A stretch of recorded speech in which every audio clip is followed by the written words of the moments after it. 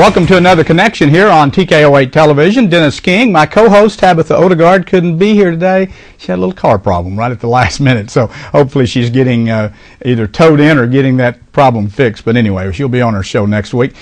We always like to bring different things to you in your home or business each week. What's going on in our community? If you'll stay with us, we'll be back in a moment. We're going to talk with two gentlemen from North Arkansas College about a great program out there.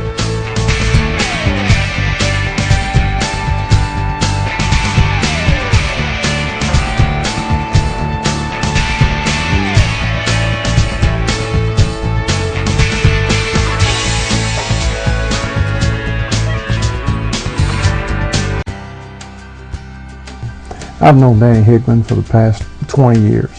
I have worked close with him through the Sheriff's Association. I was the director for 24 years, and remember when Danny first came to New Sheriff School. You've got an outstanding man here taking care of the Chief Law Enforcement Officer of this community. I can't tell you how much I would support Danny for this office.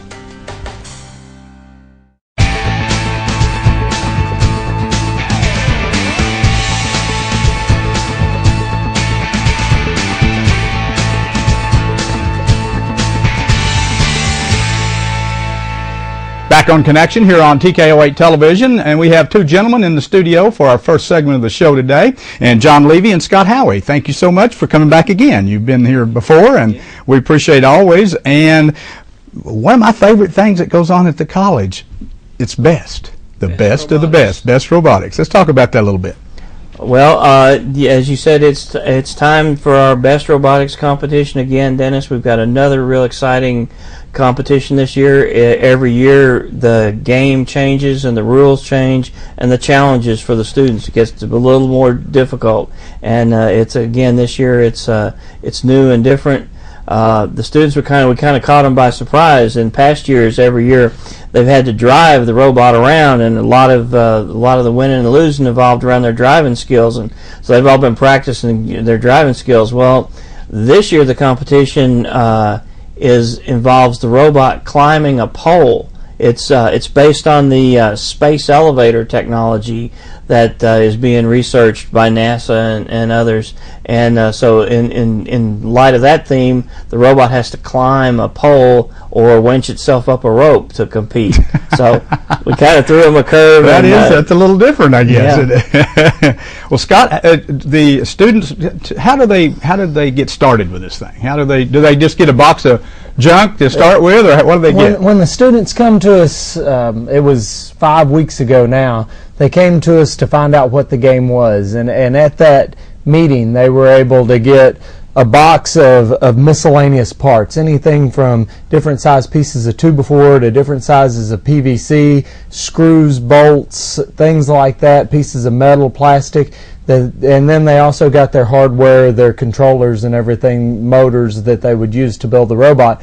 But it's all stuff you can go buy in the hardware store, as far as that they build it out of. And so they don't have anything that's just connect to. They have to design, cut out, and make all the parts. They don't get wheels. They don't get anything. They have to make all of those. What about like the motor itself? They get 4 motors in all, and then some servos, which are small motors, very small motors that turn. But they get 2 large motors, 2 small motors. They all get the same number of parts, so that it's a fair competition. Everybody has the same equipment. Same thing. So what's in one box of stuff is the same for the other team. Exactly. Schools.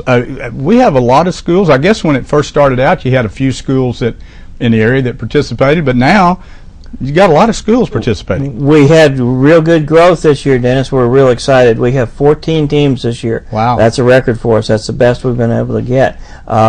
And we've expanded. We've added new schools this year that haven't participated in the past. We've been doing a little work off-season recruiting and trying to get the word out to some of the teachers, some of the administrators in these schools, and expand it. So we've been real happy with that. How far out would you go? I mean, I know North Ark serves a pretty good size area as far as the student base, student population, and I would assume you probably do too. But like, what would be the furthest school? Can you think of? We have students from Springfield, Missouri. We have a school from Fayetteville. We have, and then flipping. Okay. So we have We cover a pretty good area. wide range. Yeah. We've had schools as far as Conway, Missouri, come down. Wow, very nice. Reaching a pretty big area there, especially getting Missouri schools out of Springfield and Fayetteville. That's good. Bigger schools that are involved in it. Some private schools, those out of Springfield. Those we've got one out of Aurora, and we've got the school out of Fayetteville, Arkansas. Those are all private schools. Wow. That are How did North Ark, and you've told me this before, but I don't recall, how did North Ark become the hub for this best robotics? How did it get started? Well, Dennis, there's for several years now, and it gets getting stronger and stronger, an emphasis on what's called STEM. Science, technology, engineering, and math. STEM education, that's the hot buzzword in education all over, and everybody wants to improve their participation in STEM education, in getting students better educated in science and engineering skills to get them prepared for the workforce. Our previous dean, Ed Proctor, had researched robotic competitions as a building block to encourage more students to come to our school to get the education that we offer, to participate in the programs that we offer. And he's felt like the best robotics competition was the best of was the preferred choice of these robotic competitions, because, as Scott mentioned earlier, they start with a challenge that's to design and build from literally a box of parts and a roll of duct tape. They have to build a working robot. So because of that level of challenge, we felt like that the best program offered superb competition and was the preferred way to encourage these students to come and participate. Let me ask you a question along that line. You mentioned science and technology. With the economic conditions like we have today, which are not real good and haven't been for a few years, a lot of college students getting out of college can't find a job. It doesn't mean that just because you have that certificate you can walk out and find a job. They may have to be working at a fast food restaurant somewhere just to have a job.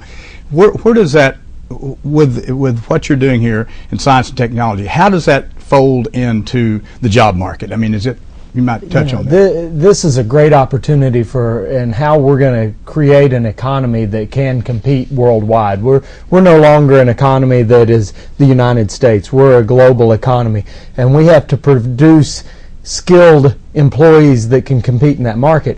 One of the ways we're going to do that is through STEM education. We're not trying to train somebody for low-income jobs. We're trying to train those people for high-wage, high-skill, high-demand jobs. We want them to be in demand. We want them, when they get out of our programs, we want employers waiting and eager to have those students. And so that's one thing that STEM education focuses on is things like engineering, that if we're going to compete in a global society, we have to produce engineers.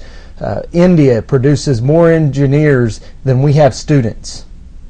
So we have to compete with that market, and we have to educate our students in those high-wage, high-skill, high-demand jobs. Yeah, it is certainly a global market. There are companies that are closing down engineering operations. One of them being General Electric closed down an engineering operation in the U.S. and moved it to India because they couldn't find skilled, trained people. That's sad.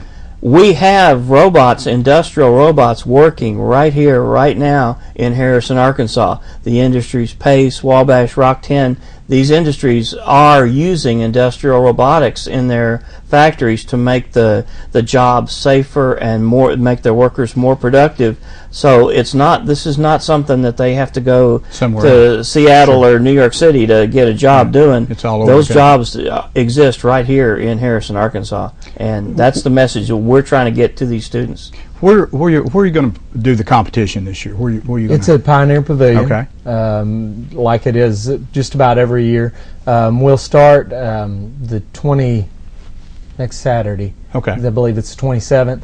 We'll start at 8 o'clock in the morning. Competition will run most of the day, usually getting out around 3. We actually have 2 days of competition. That's the day that spectators can come and see what these kids have done. They've got booths that they set up, and they explain what they've done. They really do a good job to get out there and talk to those students and find out what they've learned through this process. We've also got a competition for them on Friday, which is oral presentations. They have to come in as a group and sell their idea to a group of investors, just like you would in the real world market. They also get their engineering notebook graded at that point, and that way BEST encompasses a lot more than robotics. It brings in the math aspect, it brings in the literacy aspect, it brings in the oral presentation aspect, all into one competition. The teamwork, the coordination, working as a group. I've noticed that. Of course, I've watched your competition through the years, and when you started off, you only had like 5 schools, I think, maybe, or 6, and then it's grown to 14. That's a big growth pattern. We've got about 3 or 4 minutes. Tell us about, you had somebody excelled, one student particularly that excelled in the best product competition. Do you remember? We've had several success stories, but one that comes immediately to mind is a student that came as part of our Tech Center program, participated in the Tech Center courses, getting high school credit at North Ark, and participated in the BEST program. The student came back and completed a degree in our biomedical engineering field and got a very successial job working in that field. Very good. You've got a couple other projects. Project Lead the Way and First. What are those? Those are great opportunity for our area high schools. We'll talk about First because it's robotics, but both of them tie together. First is for the inspiration and recognition of science and technology, is what it stands for, and it's a little larger robot. We brought our robot down here last year that the students had built and competed in Chicago.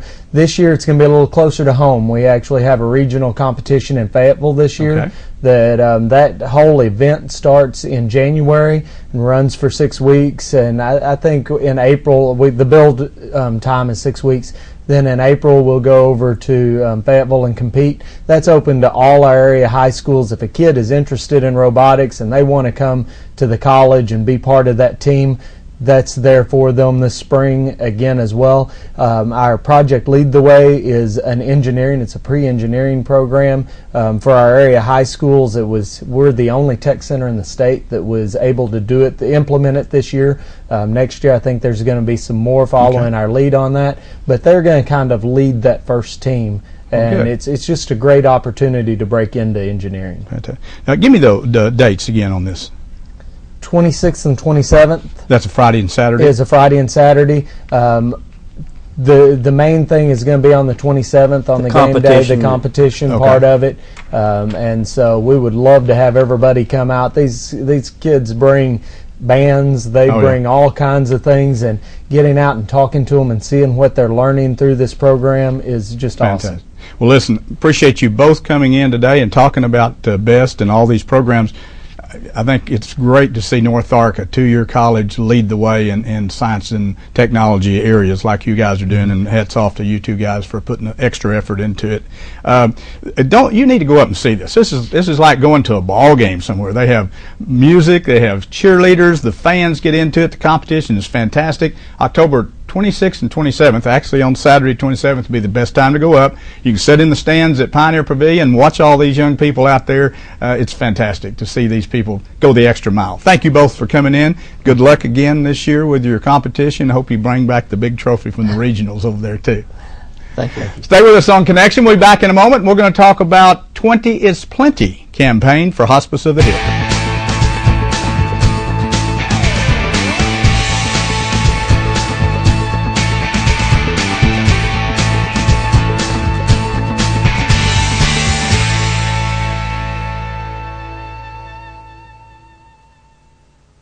At First National Bank, we're making banking easier with free checking, secure online bill pay, Agri loans. We're meeting your financial needs. First National Bank offers what other big banks do, along with some things they don't. While we're big enough to provide you with the services you need, we're small enough to know your name. We offer our customers 8 convenient locations. Come see why First National Bank is the right bank for you. First National Bank, the right bank. Member FDIC.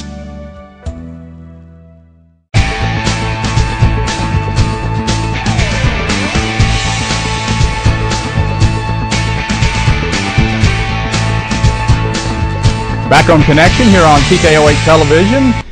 Tabitha Odegaard not able to be with me today, so I'm running solo, but I got two individuals going to tell us a lot of information about Hospice of the Hills. Jerry Jackson, Rhonda Laborde, thank you so much for coming in. Good morning. Your first time to be in our studio. Jerry's been here before, but we appreciate it. And the topic we're going to talk about today, it touches a lot of people. It's been tremendous. And Jerry, you've put a ton of effort in this whole thing from day one.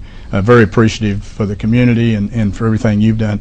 Let's talk a little bit about what hospice care involves, maybe a little bit, whoever wants to take that question. Go ahead. Well, basically, when you decide to come into hospice, you and your doctor decide that you have months to live, not years. Medicare stipulates 6 months. We don't have a expiration stamp on our foot, so nobody knows for certain. But typically that's the guidelines. So you've decided not to take chemotherapy or radiation or huge curative measures. And you decide that you want to decide your medical treatment and the quality of life that you have going forward. I see. So it's a selected thing by the patients and their family. And obviously. their doctors. And their A lot of doctors. people have the misconception that we're going to change their medications if they come into hospice or they have to change doctors. No, you don't have to do any of that stuff. I have a very special lady that I've been visiting with, and she's like, well, I don't want to, what if I get sick? What if I have a sinus infection? You're going to take antibiotic. That's what it's about. It's about quality of life, not a big upheaval. You keep your own doctors until you choose otherwise. We don't suggest or encourage changing doctors. The main thing is about peace, comfort, and dignity, and about making every minute and every second count. Good, very good. God, she says that good. Yeah, very good. I mean, this was as good as it's ever been. Your explanation, yeah. That's good. That's very good. Jerry, the hospice house itself, the hospice house built, I'm trying to think how many years ago, but it was a community project. You and some other people really got on the bandwagon and realized the need for a location. Let's talk a little bit about the hospice. Yeah, I think, Dennis, the need probably came to my mind about 12 years ago. I was on the hospice board at the time, and at that time the hospice board was mainly made up of volunteers. I think I was the only one that wasn't a volunteer. And what we did was we raised money. We'd have a garage sale or a bake sale or something like that, and we tried to do things to help the program. We might buy quilts or something of that nature. We never had a lot of money, and we never spent a lot of money.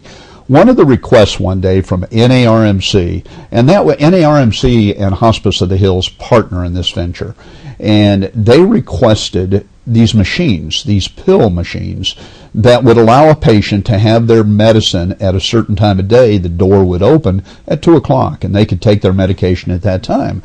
Well, me not understanding the hospice program, I had a problem with that. And they were $800, and when they wanted 4 of them, that was $3,200. That was probably a half year's budget for us. Exactly. So I really questioned this, and I said, what in the world would they need these machines for? Just give them the medicine or lay it there or do whatever you need to do. I don't understand. And they explained to me that if you haven't heard this, you got to hear this. They explained to me that what happens is this pain medication, these are narcotics, and the children, the drug-addicted children, will take the pain medication from the dying parents. Now stop and think about that. And that just, wow, man, did that blow me away. And so things like that, they stick in the back of your mind. And then it was in 2005, Catherine Nance. You know Catherine Nance? Everybody knows Catherine. But she came into my office, and she told me a story that there was a person down in Searcy County, and we serve 5 counties, that the lady was dying. She was in hospice care, but she had no running water, no electricity, and she was just laying there out in the woods in a little hut. Yeah, on a cot. And she said, what can we do? And Catherine, wanted to build a house. And, Jerry, you're building houses. You're a realtor. You're doing this thing. Go find us a house or do this. Get it done. Get it done. And she gave us the calling, so we decided we needed to build a hospice house. Didn't have a clue what we were doing. We were going to build a little $70,000 house, and then we discovered, after we started, we had to build a hospital. We couldn't build a house. So that $70,000 goes to $400,000. If you go out to the hospice house, you look at that and you say, there's no way this is $400,000. Then you start to peel back the walls and look in the attic, and you'll understand it's a hospital in disguise as a home. And that's kind of one of the key things. It's got such a homey feeling. So that's really kind of how it started. And then everybody in the community, the Harrison Daily Times, they ran a story on what we wanted to do on Saturday. And I got a call Monday morning from Bob Myers. I didn't know Bob Myers. But he says, I'm down here at Tom Bar, come pick up a check. So I go down there, and it's $10,000. And I've been involved in a lot of fundraiser campaigns, but I don't think I've ever walked in and picked up a $10,000 check, especially for somebody I didn't know. Well, that told me we really had something. And then the college jumped on board. So, we had it going, and then we found out that it was going to cost a lot more. So, but the only way through it was through it, and we had to do it, and it worked. It worked. Yeah. It worked. Well, let's go on into what we want to talk about. What's the 20 is Plenty campaign, which I think is a really neat, catchy. Yeah. I like it. I don't know who came up with that. 20 is Plenty. Another godsend. Once we opened the house, about 30 days later, we had a patient that required a certain medication. I don't get it. Didn't then. Don't now. They said it wasn't covered by Medicare. Most everything is covered by Medicare, but this for some reason wasn't. They said we got to get it, and they said we're gonna buy it. I said okay, you buy it. We'll figure out how to pay for it. The bill came in. It was $24,000. Wow. We had no idea. So at that time, it scared us. The board, Rhonda was here at the time, it did. and it said, what are we going to do? Because we expected that sort of stuff would continue. So we said, we need something. We need an ongoing means of raising money. Well, I could talk about how the 20 is Plenty came about for about an hour. But basically, we came up with this, and it was almost like the house. Here you go. You came up with something much better than you ever dreamed of. Sure. We knew the community would support, and we knew a small amount, that a lot of people would give a small amount, and they did, and they did, and they did. And we have gotten tens of thousands of $20 donations. Wow. So, and thanks to the $20 donation, the main purpose is to pay for the patients that can't pay for themselves. But it gave us the seed money to do this house expansion. Fantastic. So.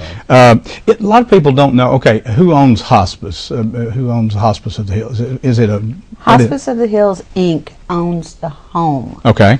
but we partner with NARMC to provide the medical staff. Okay. A lot of people say, well, if I give money, where's it really going to go?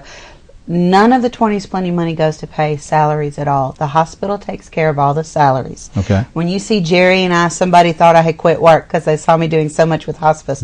No, I'm still employed. I'm just doing a lot of volunteer work. We don't get paid at all. There are no salaries that come out of that money.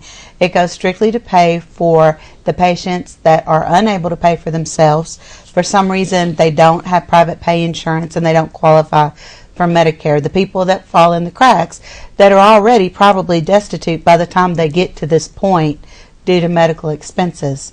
And then it goes to do what I call the warm fuzzy things, the things that people ask us for. Certain situations come up, like Jerry said, that huge amount for the money. We've done things like if a mother's estranged from her children, getting everybody together before she passes. We've paid for a prisoner to get out and see his mother before she passed away. Anything that's outside the box that's not provided for by the hospital, by insurance, by Medicare, then that's what the 20 is Plenty money goes for. Fantastic. Jerry, the expansion program. Let's touch on that a few minutes here. Kind of what the plan. We discovered, again, we didn't know what we were doing. We built 4 bedrooms, and we were very proud of that because there wasn't a 4-bedroom facility in the whole country. We identified that there were 12-bedroom facilities or 50-bedroom facilities. They were big medical corporations or they were connected with big hospitals. So we were very proud of that, but we learned quickly why nobody had a 4-bedroom facility. We averaged 2.5 patients per day on a yearly average. When you do that on a graph and you put 1, 2, 3, 4, that line's going to go above 4 several times. We can't go above 4. And that's the bad part. We've had so much publicity with the hospice house and people will join. They'll join hospice care, knowing that the house is there. It also allows the patients to get respite care, meaning the families can bring them to the house for 1 week, and then the families will get a break. So those things are very important. Now, when they're full, we can't have that. And we've got a saying there. What's that saying? When our patients need the house, they can't wait. And they don't. They don't have They're time put to on wait. a waiting list. Oh, wow. But they can't wait. No, they don't have time. They don't have time to wait. So how much expansion are you needing? We're going from, actually, the state allows 16 rooms. So the need is there for 16 rooms. We don't have the need for that. We're going from 4 to 8. Doubling. And 8 is going to be wonderful. Now, in addition to that, and this is what we learned more than anything, this is more, probably more. I'm saying as much. I've always said as much. Probably more about the family at that time than it is the patient.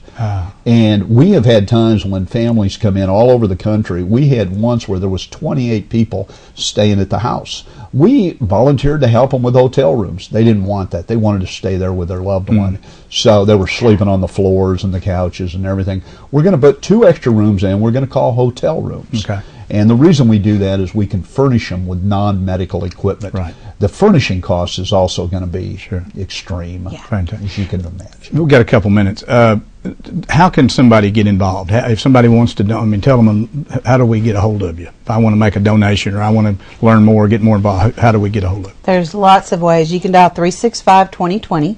That's going to give you our address if you want to mail a check. Okay. We definitely encourage people to go to the website, www.hospiceofthehills.com, because one thing we've got that no one else has either, we just started, is we're going to have an encouragement tab. If you have a loved one that comes into hospice, you can start your own blog, or your family can blog for you and say, so-and-so feels great today. So-and-so got to go to Branson and have dinner with the kids or whatever. And then family members can post cute quips or pictures that they found or things like that. And it's going to be very encouraging. In fact, that's what the tab's called.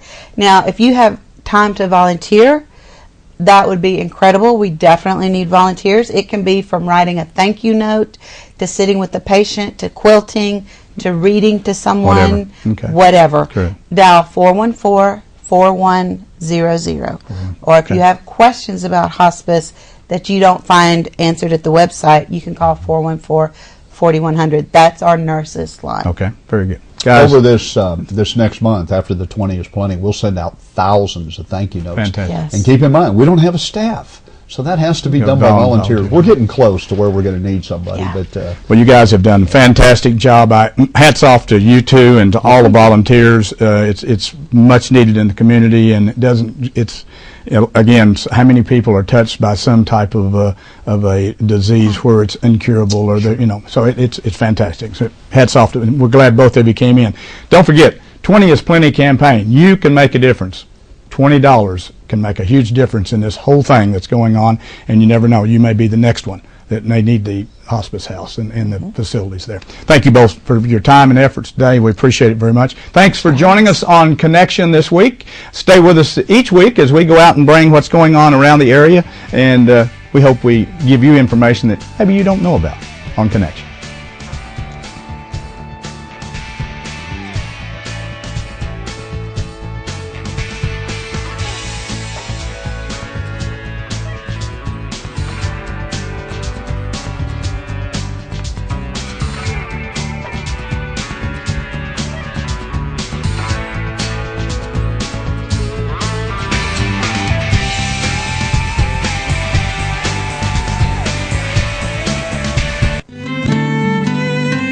Local television worth watching. KTKO Channel 8, Harrison.